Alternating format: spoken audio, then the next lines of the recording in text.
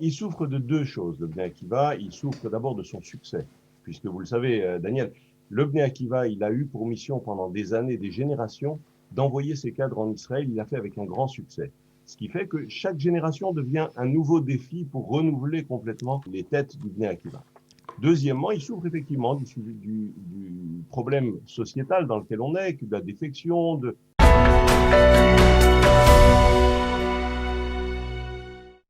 Nous allons parler de la convention mondiale du Bnei Akiva qui est organisée aujourd'hui en Zoom, effectivement. Et c'est l'occasion donc de parler de ce qui est devenu le Bnei Akiva aujourd'hui en France en particulier. Robert Egnès, bonjour. Boker Tov. Daniel. Oui, bonjour. Voilà. Robert, bonjour. Robert, je rappelle que vous êtes, outre vos autres fonctions importantes, vous êtes aussi le président du Bnei Akiva de France. Et donc, c'est une bonne occasion pour parler aujourd'hui, puisque c'est aujourd'hui que se tient la convention mondiale du Bnei Akiva. Et je voudrais que l'on parle un peu, qu'on se penche, on va dire, sur l'activité du Bnei Akiva de France. Qu'est-ce que ça représente aujourd'hui, le Bnei Akiva de France, concrètement ?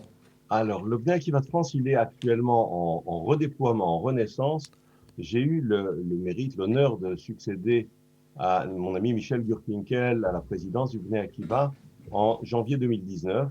Et on a travaillé beaucoup avec Paul Fitoussi, avec Eliezer Borginist, qui est le directeur général, à remettre en place les structures d'un Bnei Akiva en France avec une vraie ambition. L'ambition, d'une part, de remettre le Bnei Akiva sur la carte du judaïsme français, mais également de remettre la France sur la carte du Bnei Akiva mondial. Donc deux défis qui sont importants et qui sont en passe d'être relevés, puisque nous participerons pleinement aujourd'hui au Mifgash international du Bnei Akiva, le premier en son genre, Zoom oblige. Alors, je dois dire, vous êtes encore le président de la communauté de Boulogne, et à Boulogne, il y a depuis de nombreuses années, il y a, on va dire, une section du Bnei Akiva qui est restée vivace, qui est restée très dynamique. Parlez-nous d'abord de ce qui se passe à Boulogne aujourd'hui, mais je voudrais aussi savoir si finalement le Bnei Akiva ne souffre pas de cette, on va dire, de ce problème de société auquel on assiste depuis de nombreuses années, c'est-à-dire une sorte de défection de la part des jeunes pour les mouvements de jeunesse en général. Alors, il souffre de deux choses, le Bnei Akiva. Il souffre d'abord de son succès, puisque vous le savez, Daniel, le Bnei Akiva, il a eu pour mission pendant des années, des générations, d'envoyer ses cadres en Israël. Il l'a fait avec un grand succès. Ce qui fait que chaque génération devient un nouveau défi pour renouveler complètement les têtes du Bnei Akiva. Deuxièmement, il souffre effectivement du problème sociétal dans lequel on est, de la défection, de l'attrait pour les jeux vidéo, pour un autre mode de communication pour nos jeunes. Mais je crois qu'on a peut-être fait l'erreur de laisser tomber un peu trop vite et je pense qu'il faut réinvestir le champ. On est en train de le faire et on voit que ça répond. Alors concrètement, ça veut dire, lorsqu'on parle du Bnei Akiva de France aujourd'hui, ça veut dire combien de sections à Paris, en province, un peu, combien de membres qui sont actifs dans le Bnei Akiva ? Alors aujourd'hui, on a 3 sections qui fonctionnent très bien. Il faut dire que on a une shlicha, un groupe de shlichim qui sont arrivés au mois d'août. Vous imaginez, en pleine pandémie, on a pris avec le board du Bnei Akiva qu'on a recréé, on a pris le risque de faire venir des shlichim du Bnei Akiva en pleine pandémie. Ils sont arrivés. On a aujourd'hui 3 sniffings qui marchent très bien à Strasbourg, à Marseille et à Boulogne. À Strasbourg, il a été créé depuis début 2019 où il n'existait plus.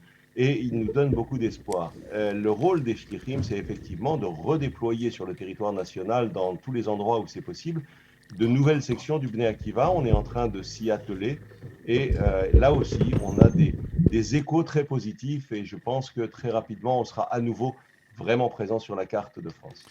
Alors, des objectifs, il y avait à l'époque, hein, ça fait bien longtemps, à mon époque, on va dire, il y avait la Archara du Bnei Akiva qui permettait aux jeunes c'était presque un des programmes les plus importants à l'époque, qui permettait aux jeunes de venir en Israël, de s'installer à l'époque en Israël, de rentrer très, très vite dans la vie, puisque ceux qui faisaient la Archara rentraient dans l'armée très, très rapidement. Aujourd'hui, est-ce qu'il y a un programme qui peut ressembler à ça, à travers par exemple la multiplication des programmes Massa, des programmes que l'Agence juive organise? Alors oui, bien sûr, il y a des yeshivot du Bnei Akiva, il y a il y a un programme de Harshava, il y a des programmes de Harshavot pour les différentes sections internationales du Bnei Akiva. L'ambition est effectivement de reprendre et de recréer ces sections pour les jeunes juifs français. Je crois aussi qu'on est passé dans un monde beaucoup plus mondial et qu'on a beaucoup moins de mal aujourd'hui à rejoindre des programmes avec d'autres pays. Et je pense que c'est vers là plutôt qu'on se dirige.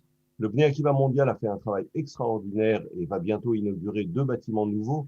Un bâtiment à Jérusalem, qui sera le bâtiment du Bnei Akiva, et un bâtiment à Haïfa, qui sera plus un bâtiment d'études. Donc, le Bnei Akiva réinvestit complètement, je crois, la jeunesse juive dans le monde, et c'est très important pour nous, parce que le problème fondamental que nous avons, Daniel, et vous le savez, en France, c'est surtout un problème d'identité. Un tiers de nos enfants sont dans les écoles juives, mais ce qui veut dire que 2 tiers ne le sont pas. Et on a un vrai défi à leur transmettre une vraie identité juive et un amour d'Israël. Par exemple, les jeunes qui participent aux activités du Bnei Akiva d'aujourd'hui, ce sont des jeunes qui sont dans des écoles juives ou alors que l'on arrive à retrouver à l'extérieur du cadre des écoles juives? Alors, certains, bien entendu, viennent des écoles juives, mais on arrive effectivement à attirer des jeunes qui ne sont pas aujourd'hui à l'école juive. Et je crois que c'est ça notre vrai défi, notamment pour les machanot. Vous imaginez qu'en pleine pandémie, c'est difficile, mais on organise un machané au mois de février. Et je pense que tous les parents qui avaient été heureux dans les machanot du Bnei Akiva seront intéressés à y envoyer leurs enfants. Et on y travaille aujourd'hui très dur parce que je crois que c'est ça l'essence même des mouvements de jeunesse, de réussir à transmettre aux enfants pendant les machanot, pendant les vacances, un certain nombre de messages et une certaine identité. Alors, une dernière question. Quel est le message que vous allez faire passer aujourd'hui dans le cadre de cette convention internationale, de ce grand rassemblement international du mouvement du Bnei Akiva, effectivement en Zoom? Alors, dans cette journée du Miflash international, je vais avoir l'occasion de parler avec Ari Abitbol, qui est le directeur de l'agence juive à Paris, d'un sujet qui nous préoccupe beaucoup. Quels sont les liens à venir entre la diaspora et Israël?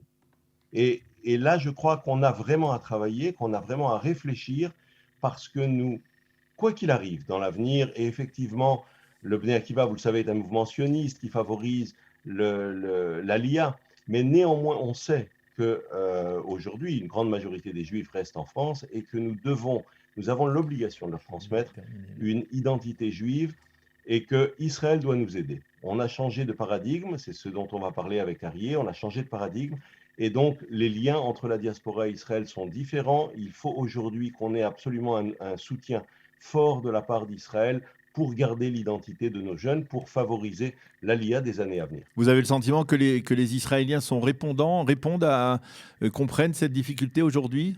Ouais, sur le plan éducatif en particulier? Oui, j'ai eu pas mal de discussions, que ce soit avec la ministre de la Diaspora, avec son directeur de cabinet. C'est des préoccupations réelles qu'ils ont. On est en train de travailler sur les méthodes parce qu'ils ne savent pas vraiment, et nous n'avons pas de modèle parce que c'est encore une fois, c'est un nouveau paradigme qui arrive. Donc on doit réfléchir effectivement à la meilleure manière de le mettre en place. Eh bien, Robert Ejnès, merci beaucoup d'avoir été avec nous ce matin à l'occasion de la convention mondiale donc, du Bnei Akiva qui se tient aujourd'hui en Zoom, donc à travers le monde, on peut le dire. Je rappelle que vous êtes le président du Bnei Akiva de France, en dehors du fait que vous êtes le directeur général et directeur exécutif du CRIF, comme nous le savons tous. Merci beaucoup d'avoir été avec nous. On vous souhaite beaucoup de réussite dans cette convention et surtout beaucoup de réussite dans votre action à la tête du Bnei Akiva de France. Merci, Daniel. Bonne journée.